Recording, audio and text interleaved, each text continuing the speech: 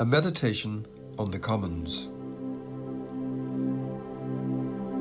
If you are a poet, you will see clearly that there is a cloud floating in the sheet of paper.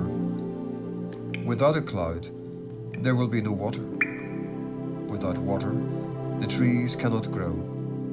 And without trees, you cannot make paper. So the cloud is in here. The existence of this page is dependent on the existence of a cloud. Our human identities arise from that which we are not.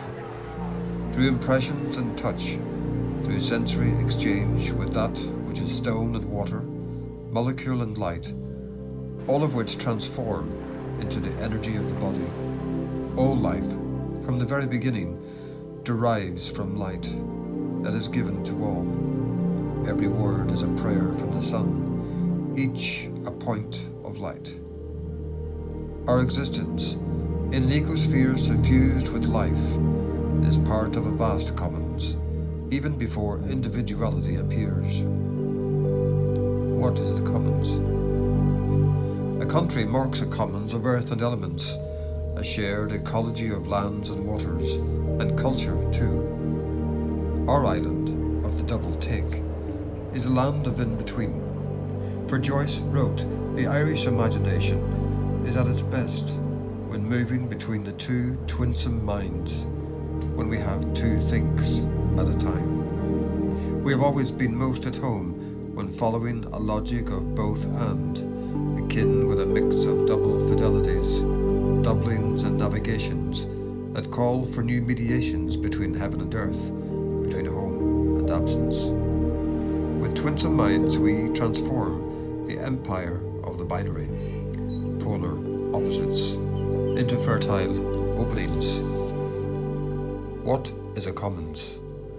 Our island of intermediation between plantation and the ecology of liberation, between plantations in the 16th and austerity in the 21st. Our Atlantic Isle has served as stepping stone for transatlantic settlement, and as a public laboratory where trials and experiments perfected the arts of privatization, expropriation, and enclosure. The first frontier was an internal one of forest, swamp, marsh, moor, and fen, and the reconfiguration of the island's lands, bog and forest walked side by side with the erosion of ourselves. In the name of our enclosure, for it was good for us. In the name of development, for it was good for us. The memory of hunger traumatized land and dweller alike. Spencer's shocking doctrine. £5, Cromwell's bounty, served for the capture of the head of the Irish grey wolf and Romish priest alike. What is a commons? 100 years ago, Max Weber told us that the fate of our times is a disenchantment of the world, a siren warning about the emergence of a world in which one logic might prevail, the logic of a dismal science that starves people and imagination alike, perfecting the art of forgetting. The commons rendered invisible beyond naming, were it not for the memory that our existence in an ecosphere suffused with life is part of a vast commons. Each of us belongs to the world before we are named, and each is at the same time the owner of this world, owner of the rough stone speckled by the waves, ruffled by the wind, stroked by the rays of the sun, sons and daughters of enchantment, recalling times, distant times, when we once walked through bars of sunlight, memoryless with the grey wolves. What is the commons?